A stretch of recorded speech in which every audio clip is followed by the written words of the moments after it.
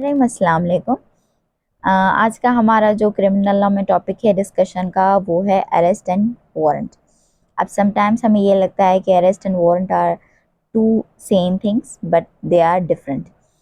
अब अरेस्ट का मतलब होता है कन्फाइन करना, हिरासत में लेना, हिरासत में करना, अपने लेना और उसे कन्फाइन करना, अपनी हिरासत में लेके उसको कोर्ट के सामने पेश करना। अब पेश करने से पहले हम आते हैं अरेस्ट पर। अरेस्ट को हमने समझा कि किसी को भी अपनी हिरासत में लेना, कन्फाइन करना, उसकी बॉडी को टच करना, इस सारे प्रोसीजर को हम अरेस्ट का नाम देते हैं। लेकिन क्या ये विदाउट वारंट होती है? वारंट होती है, परमिशन होती है कि नहीं होती? तो बिल्कुल होती है। एंड इन सम केसेस इसमें परमिशन रिक्वायर्ड नहीं होती।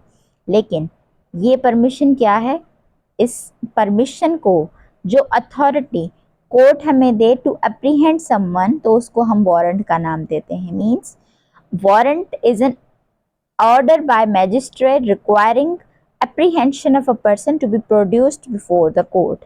आप जब भी किसी बंदे को बिफोर कोर्ट लाने के लिए कोई परमिशन ऑर्डर आप किसी पुलिस ऑफिसर को या प्राइवेट पर्सन को ही आप अथोराइज करें, तो उस परमिशन ऑर्डर को इन क्रिमिनल लॉ वी से वारंट।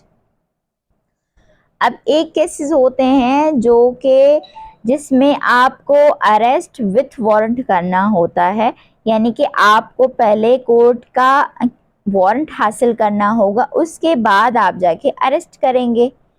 इसमें आप अब इसमें हमने डेफिनेशंस में पहले पढ़ चुके हैं कि वो जो कि नॉन कॉग्निजेबल केसेस हैं उसमें विदाउट वारंट आप किसी को अरेस्ट नहीं कर सकते, यानी कि उसमें अरेस्ट विथ वारंट है।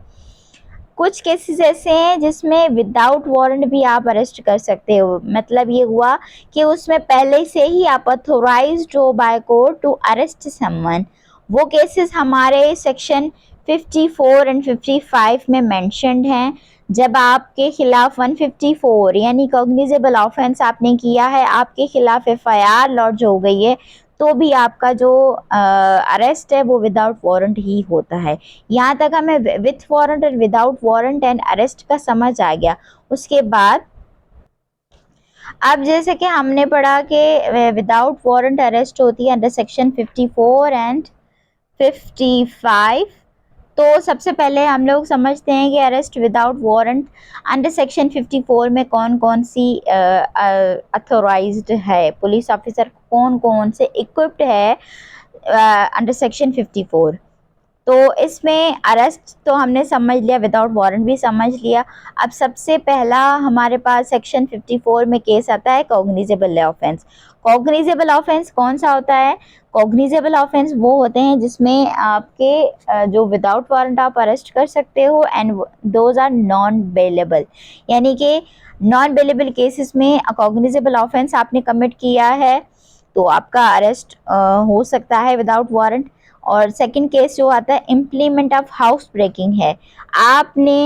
आपके पास इस तरह के औजार हैं जिससे आप ट्रेसपास में, हाउस ब्रेकिंग में इन्वॉल्व हैं, तो फिर भी आप का अरेस्ट हो सकता है। प्रोक्लेम्ड ऑफेंडर हैं, आपको कोर्ट ने सर्विस ऑफ सम्मन भी भेजा, वारंट भी इशू किया, आप नहीं प्रेजेंट हो रहे कोर्ट में, तो आपके खिलाफ कोर्ट ने प्रोक्लेमेशन इशू कर दी, तो आप इश्तिहारी मुजरिम हैं, तो भी आपका arrest without warrant in any place of Pakistan आपका अरेस्ट हो सकता है। दूसरा, आपके पास स्टोलन प्रॉपर्टी है, चोरी किया हुआ माल आपके पास रखा हुआ है, तो भी आप अरेस्ट विदाउट वारंट हो सकते हो। या पांचवी कंडीशन कौन सी है हमारे पास कि आप पुलिस ऑफिसर को रोकते हैं, रेजिस्ट करते हैं in execution of his duty, तो भी आप अरेस्ट हो सकते हो। यानी कि पुलिस ऑफिसर को आप अपने ड्यूटी सरंजाम देने से रोक रहे हो, तो भी आपका अरेस्ट विदाउट वारंट हो सकता है, आप अरेस्ट हो सकते हो। या छठी कंडीशन है हमारे पास, आप भगोड़े हो, कहाँ से?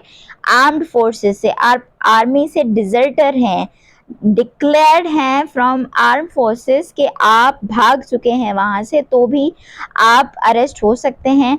और सातवीं कंडीशन हमारे पास मौजूद है कि ऑफेंस कमिट हुआ है at any place out of Pakistan, और उसको ऐसा ही समझा जाएगा जैसे कि वो पाकिस्तान में अरेस्ट हुआ है, या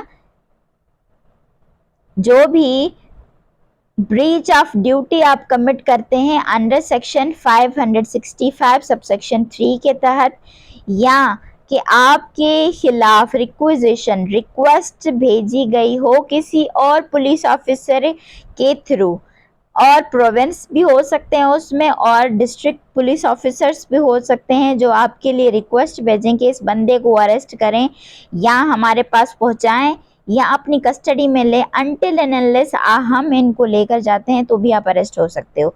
अब सेक्शन 55 में जस्ट ये कंडीशन